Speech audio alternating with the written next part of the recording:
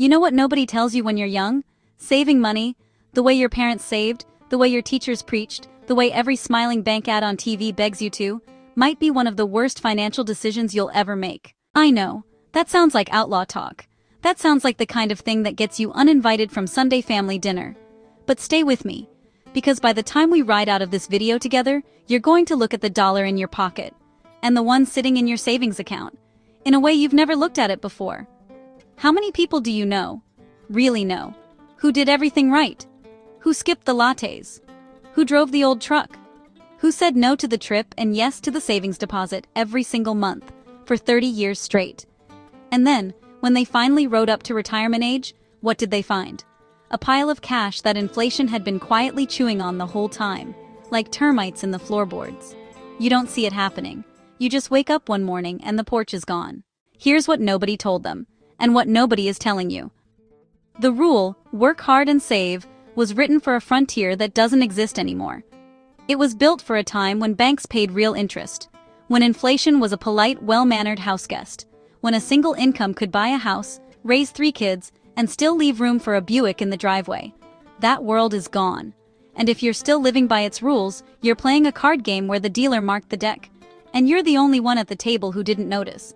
Now, this isn't a video about going wild with your money. This isn't YOLO. This isn't burn it down for the thrill of the smoke. This is about understanding something the bankers and the suits will never put on a billboard.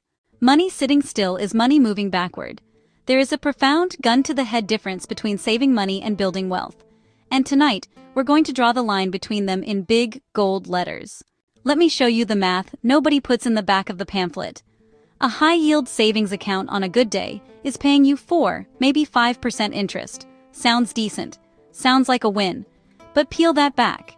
Inflation is eating somewhere between 3 and 4% every single year. The IRS is taxing whatever interest you do earn. By the time the dust settles, your money isn't growing. Your money is surviving. And let me tell you something, ladies. Survival is not a strategy. Survival is just not losing. And not losing is not the same thing as winning. Ask any cowboy who came home from the trail with empty saddlebags and a smile. Picture 2 riders, both 25 years old, both pulling the same paycheck, both with their emergency stash already squared away.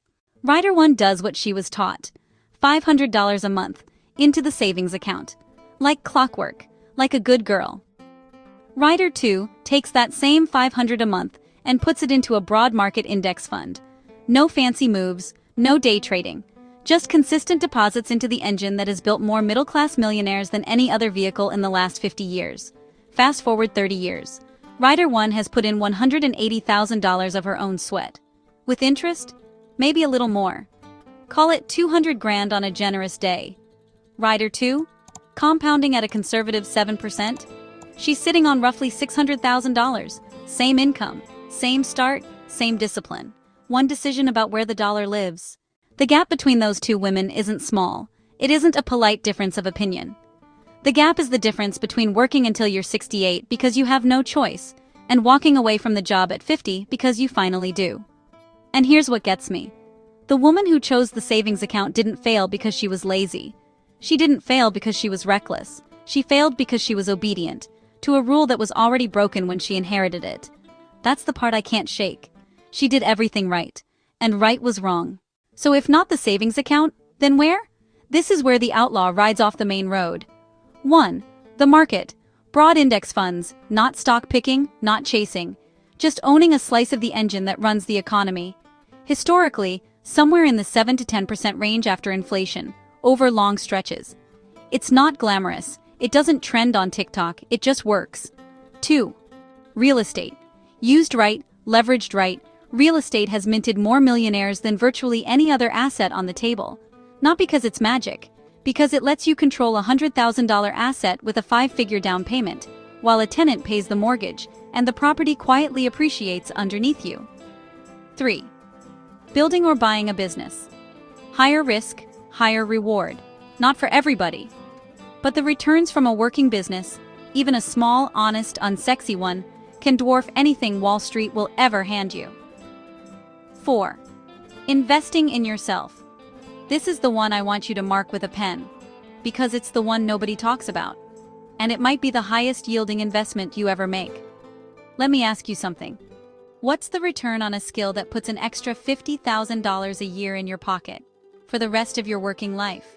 Spend $5,000 learning a real high-income skill. Coding, sales, copywriting, negotiation, public speaking, digital marketing. Pick your weapon. Now suppose that skill earns you just $20,000 extra dollars a year for 20 years. That's $400,000. From a $5,000 bet. 80 times your money. The stock market has never delivered numbers like that to a woman in her 20s or 30s. Not even close. The highest yielding asset you will ever own is the one staring back at you in the mirror. And one more thing, your health. You can't out-earn exhaustion. You can't out-strategize burnout. The gym membership, the good food, the therapist, the books, the courses, the 8 hours of sleep. Those aren't luxuries. Those are capital expenditure on the only business you'll ever truly own. You. And don't forget the posse. Real relationships, real network. The people who would vouch for your character before you walked in the room. Studies on real generational wealth show again and again that access is one of the most powerful variables there is. Who introduces you to what opportunity? Who picks up the phone when you call? You can't build that from inside the house, alone, pinching pennies, declining every dinner that costs money. You build the posse on the trail, not in the cellar. Now here's where it gets uncomfortable. Researchers have a name for what happens to your brain when you live in a state of perceived financial scarcity. They call it scarcity mindset, and it's been studied to death. The findings are brutal. When you live in scarcity, whether it's real or just a story you keep telling yourself, your cognitive bandwidth narrows. Your thinking gets short-term. Your nervous system stays in a low-grade state of fear. Creative problem-solving drops. Spotting opportunities drops. Long-range planning is gone. Which means, and sit with this, the very behavior of obsessively saving every penny can put your brain into the exact state that prevents you from building real wealth. The saver's mindset and the builder's mindset are not the same. They are, in many ways, opposites. The wealthy don't think about saving. They think about deploying. They don't ask, how much can I protect? They ask, where can I put this dollar so it works the hardest? That mental shift, from protection to deployment, is, in my opinion, more important than any single investment decision you will ever make, because every other decision flows downstream from it. Let's talk about the cost most people never count. Every dollar has an opportunity cost. Every time you put a dollar somewhere, you're also choosing all the places you didn't put it.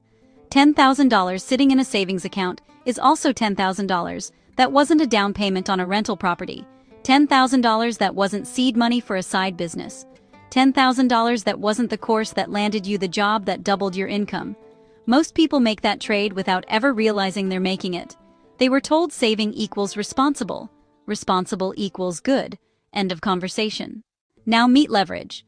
The people who built the biggest fortunes in modern history weren't the hardest savers. They were the masters of leverage. A mortgage is leverage. A business loan is leverage. A partnership is leverage. Building an audience is leverage. Writing a book is leverage. Recording a course once and selling it 10,000 times is leverage.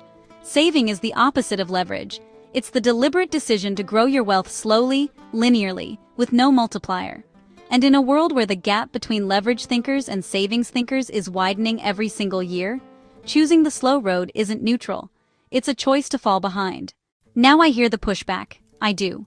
But what about risk? What if the market drops? What if the business fails? What if I lose what I've built?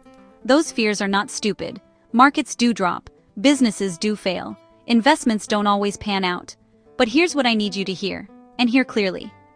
The risk of not building is also real. It's just invisible. It doesn't feel like a loss when it happens, because it happens slowly, quietly, without a dramatic moment. Nobody sends you a notification that says, hey, your purchasing power dropped another 2.5% this year while you slept. You don't feel the sting of the missed opportunity, because you weren't in the room when the opportunity passed by. But those losses are real. They compound. And by the time most people notice them, decades have already gone by. So the question isn't whether to take risk. The question is, which risk are you willing to take? The visible, dramatic, scary risk of building something, or the quiet, invisible, guaranteed erosion of doing nothing? One feels scary, the other feels safe. But only one of them actually is. All right, practical time. Don't think about your money in terms of how much you've saved. Think about it in terms of the job each dollar is doing. Every dollar gets a job. Every dollar gets assigned to a bucket. There are 4 of them, and they all matter. Bucket 1. Security. Your emergency fund. 3 to 6 months of living expenses, in liquid cash.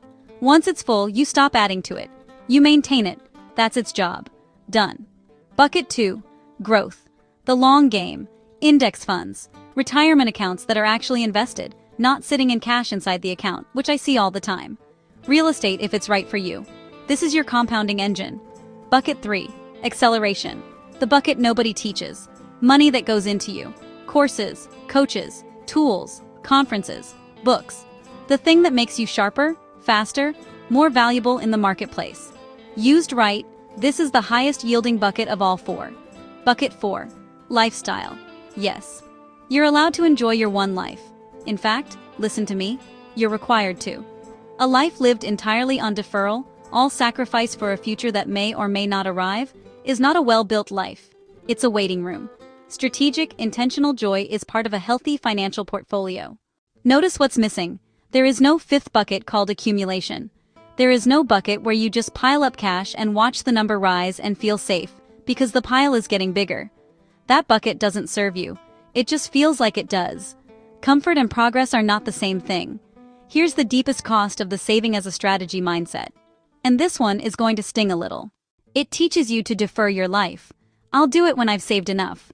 I'll start the business when I have more saved up. I'll take the trip when I can afford it. I'll pursue the dream when the bank account hits the magic number.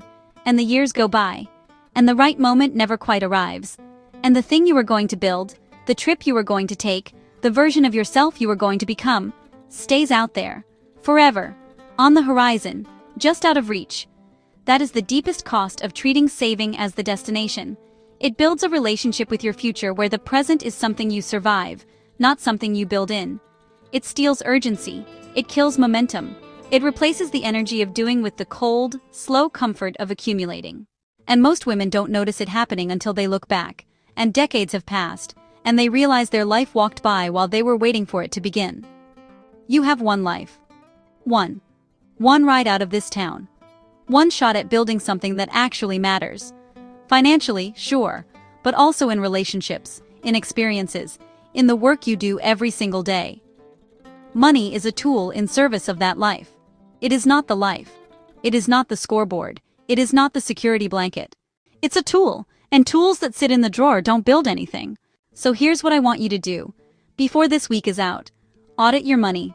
Pull up your accounts. Look at where every dollar is sitting. And ask yourself, honestly, what job is this dollar doing for me?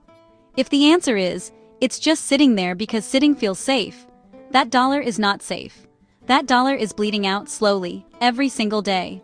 If you have more than 6 months of expenses in a savings account, and not 1 cent deployed into growth, into the market, into your skills, into a real asset, you are not being cautious. You are being quietly robbed. By inflation. By opportunity cost. By the rules of a frontier that no longer exists. If you've never invested before, start simple. A broad market index fund. Low cost. Diversified. Accessible.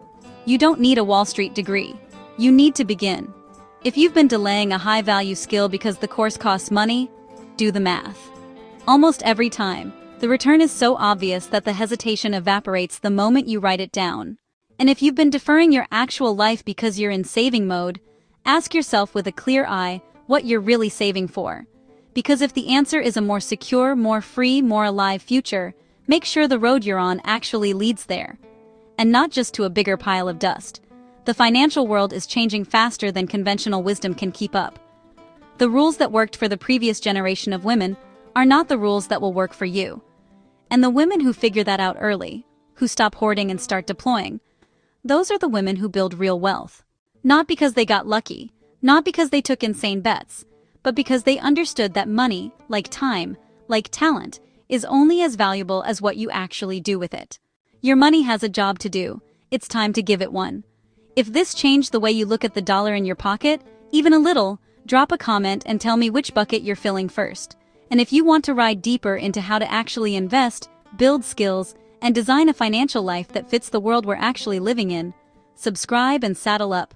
We're just getting started. Until next time, stay wise, stay free, and make every dollar